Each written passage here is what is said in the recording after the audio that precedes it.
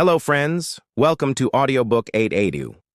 Today, we are going to talk about Sheldon Howe's book, How to Be Disciplined. It was a cold winter evening.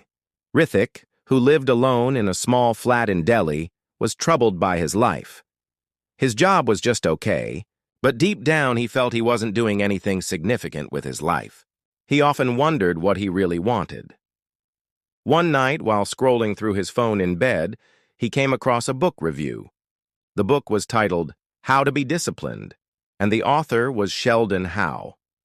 What a pointless topic, he said to himself, but somewhere inside he felt that this might be the book he needed. He immediately ordered the book online. 3 days later, the book was in his hands. Rithik thought, let's see why this book is so popular. He took the book to his balcony. A cold wind was blowing and a cup of tea was on his table. He opened the book and started reading the first chapter. The first chapter was titled Set Clear Goals. As soon as he started reading, Rithik felt like someone was showing him a mirror.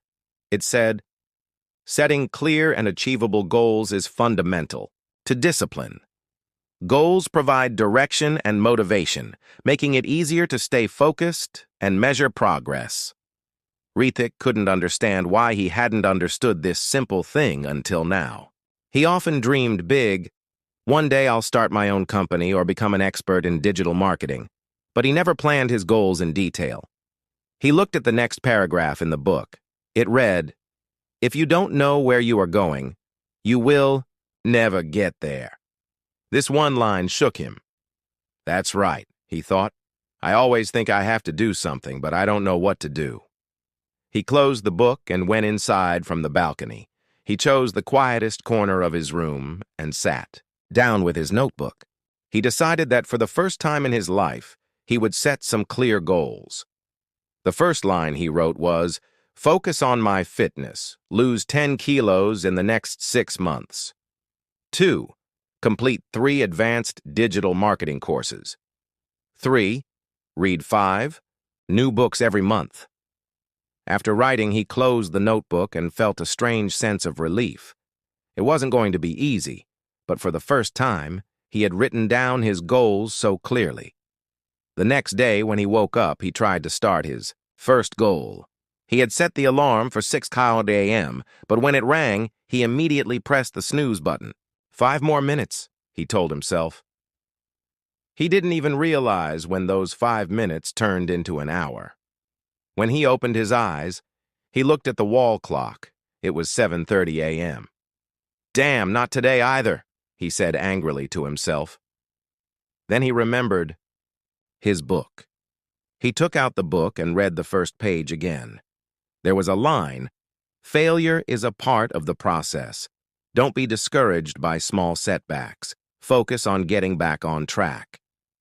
He smiled to himself.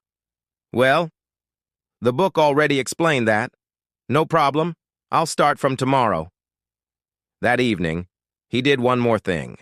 He put a big chart on his room wall and wrote down his goals.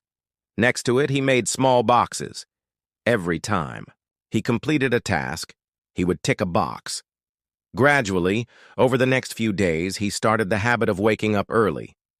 He went jogging in the park for the first time. Seeing the cool air and the people running in the park, he realized he had to be serious about his life. Coming back, he read the next part of the book. It said, break your goals into smaller, manageable steps. A big goal can feel overwhelming. He thought.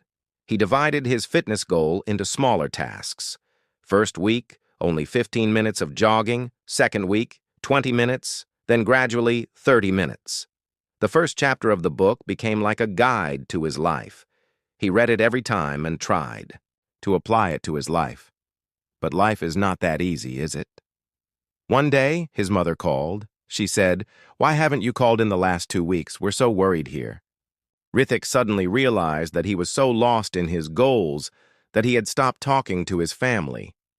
He immediately called his mother back and listened to her carefully. He thought that maybe setting clear goals doesn't just mean career and fitness, but also balancing relationships, He took out his notebook and wrote another line, "Call my parents every week and spend time with them." In this way, Rithik's life gradually started to change. Every night before going to bed, he reviewed his day. If he had missed any task, he would add it to the next day's list. The first chapter of the book had taught him that goals are not just for writing, but for living. He learned that goals gave his life a direction.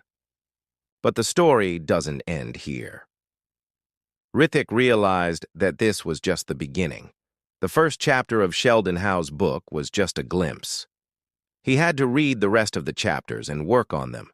He smiled to himself and said, "Now see how this book changes my life." Rithik had done a lot of work on his first goals in the next few days. He felt that his life was slowly getting back on track. Many boxes on his wall chart were ticked, and each tick gave him new energy. He thought it was time to read the next chapter of the book. After dinner, he sat in a small corner of his flat. The book was in front of him. He removed the cloth bookmark and turned the next page. The second lesson was, develop a routine.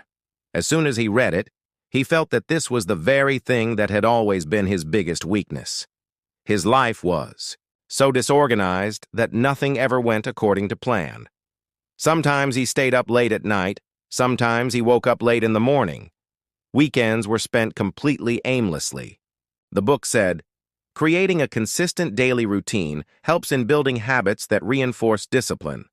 A structured schedule minimizes distractions and promotes productivity by allocating specific times for tasks. Rithik read every word of the book carefully. He realized that if he really wanted to bring discipline into his life, he would have to adopt a strict routine.